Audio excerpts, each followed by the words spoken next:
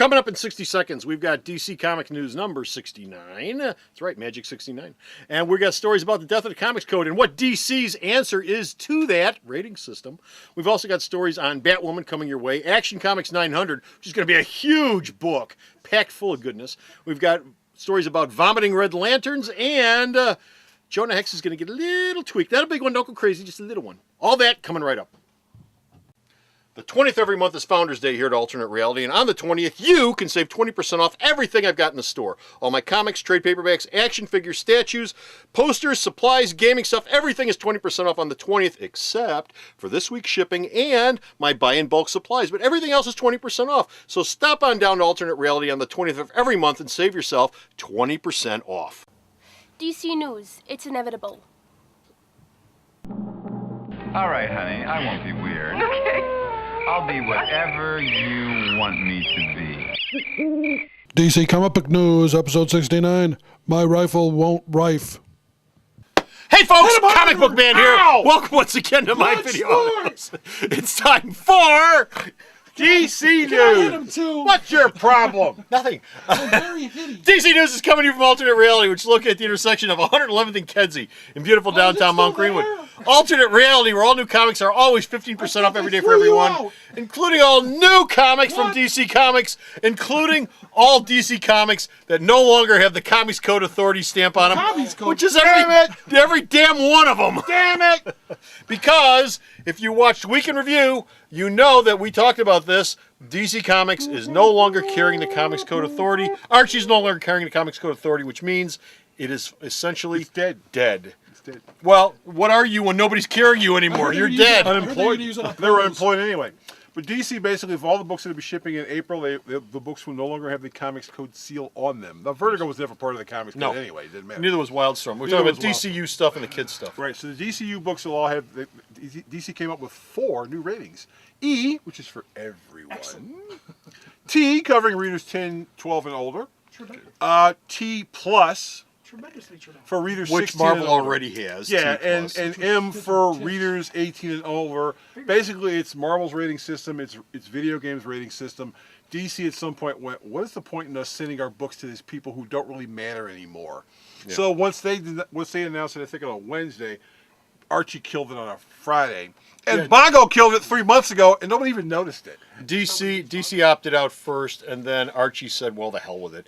And Archie's attitude is, "Well, what's the point? All we do is family-friendly books anyway." Right. What are we sending to these people who we don't even know? They're like the Golden Globe people. It's not like Archie said, "Well, we got this Vertigo series we were thinking of doing, and people might get it confused." I mean, no, they You mean there's no Vertigo series in the Archie universe about the gay guy having sex with Jughead? No, but they have been doing a lot of realistic stuff, sort of kind of realistic stuff lately. But I mean, it's still Archie stuff. There's nothing crazy about it. Yes, Archie. There's nothing weird. He's cheating on Betty with Veronica, and they have threesomes for this. This is something DC should have done on their own a long time ago. I know that they're falling back on the Comics Code. DC Comics was one of the first companies to institute the Comics Code way back in 1954, 56, I forget which it was. 54. But when William M.C. Gaines got raked over the coals by the House Subcommittee, Senator Estes Kefauver, for juvenile delinquency in comics, William Gaines, who of course did EC Comics, got raked over the coals the most. He was the only one who actually showed up at the hearings, and he said, "You sons of..." He didn't come off very well. You're ruining our children. So he left to do Mad and said he'd never come back. And right after that, that's when the comic book industry said, which was pretty much DC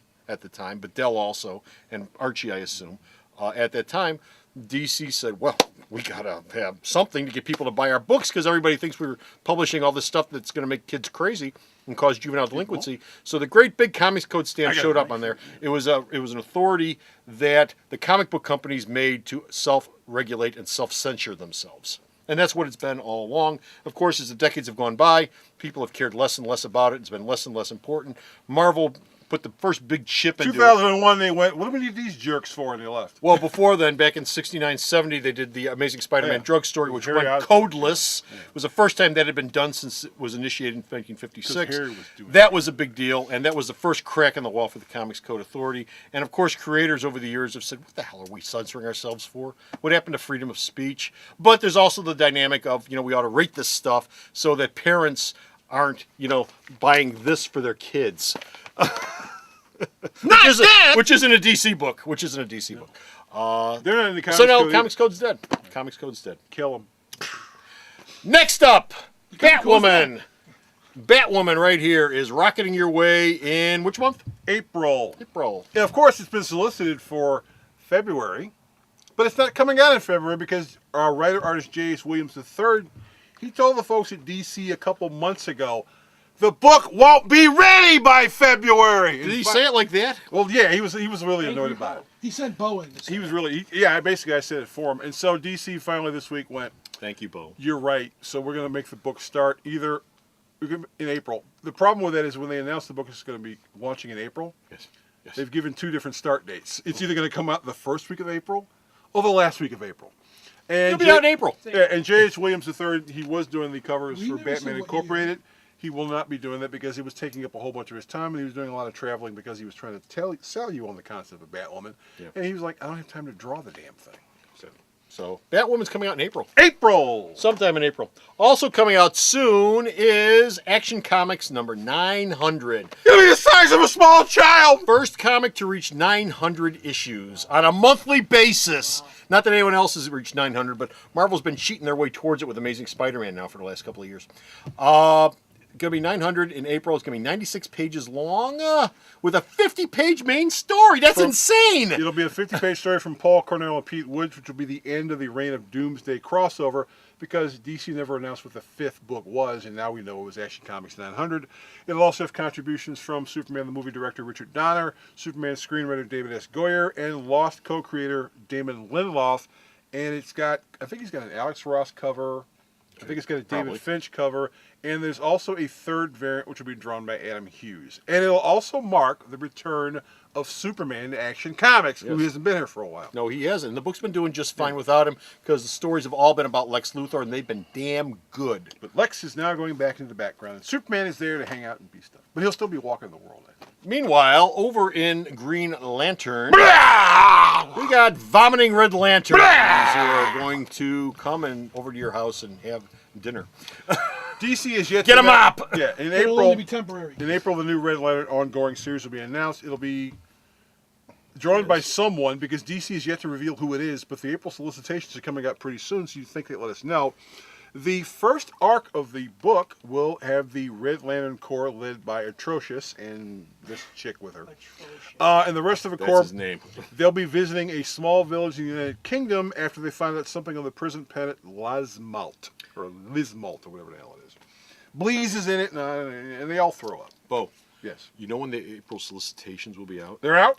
Wednesday when preview ships. So we'll That's know when who's you'll drawing it? Yes, that's when you'll They know. let who's us know? drawing it. Yes, you can Actually, read it's the me. previews. It's me. I'm going to draw. Last story we've got is this guy, Jonah Hex. Jonah Hex has got a little bit of change coming in the book. Not a huge change, but a little Well, bit of not change. much. I mean, they're still going to be doing single-issue stories. They said they tried to do an ongoing story once, and fans went, we don't want to see that. So they're going to do single and maybe two-issue stories. They'll be adding some noir and classic mystery elements to the book. They're also going to take on some steampunk elements, and they're going to introduce a new woman in Jonah Hex's life who apparently will make his life a living hell. Now, the team writing the book, they already know what their last Jonah Hex story is going to be, but they're hoping that you keep buying the book, and so DC won't cancel it. Bo, you think they're going to make a movie out of it? Oh, I think if Common Sense would take place, they'd make another movie out of it, but call it something else. Well, call it Hex. Call it Hex. Plain Call old it Hex. Call it Hex. Yeah. It wouldn't be the first time that a bad movie has come out and they've tried to reboot a franchise. Just look at Punisher, although they've yet to get that right. But it wouldn't be the first time that that's happened. Josh so Brolin they will could come do back. it. Jonah Hex is every bit as worthy of a fine Western as a good the guy comic from book, True right? Grit. Yeah. This is a good comic book, right? It's a damn good comic book. It's always been a damn good comic book. He's a good character. The movie sucked, but the comic book. Hey, has always Josh been Brolin's great. family said the movie didn't that's- suck. I got nothing against Josh Brolin. He probably did. You know, I'm saying this not having seen the movie, but you know, I've read enough reviews about the thing, and I'll see it at some You can point. buy it for $1. I'll buy that for $1. Yeah, I don't have to eat out of the toilet to know I'm not going to like it. But you know, from everything I read, Josh Brolin was not the problem with that movie. But that's my point. That's the foot they put forward for the people who don't know about the comic book. Well, that was basically, we want to make some characters. What can we buy really, really cheap? Jonah Hex. I remember Sylvester Stallone Judge Dredd movie that came out once upon a time, and they're redoing Judge Dredd with McCoy from the Star Trek. Carl He'll wear the Urban. helmet. That's a damn fine-looking bike that man's right So you know what? If they can redo Judge Dredd, they can redo Hex. But anyway, that's it. We're done. We're finished right here. We've got no more DC news, but you can go to the store's website and check out all the DC news that he sends me that I post up. And where is the store's website at, Bo? Little Jinx, otherwise known as Sarah Knows. It's the eternal question. www.myalternatereality.com. The last best place for genuine hostility. So stop off the store's website and check out all of his news. And No, until no, next I time, I sent him all the stuff just just a a couple hours comic ago. book man This is Bo. saying bye.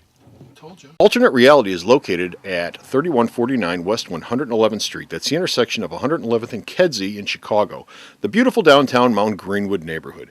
You can always reach us at 773-881-HERO or at the store's website, www.myalternatereality.com. The Video Outhouse is brought to you by some of the finest people willing to work for free. This is a list of some of them.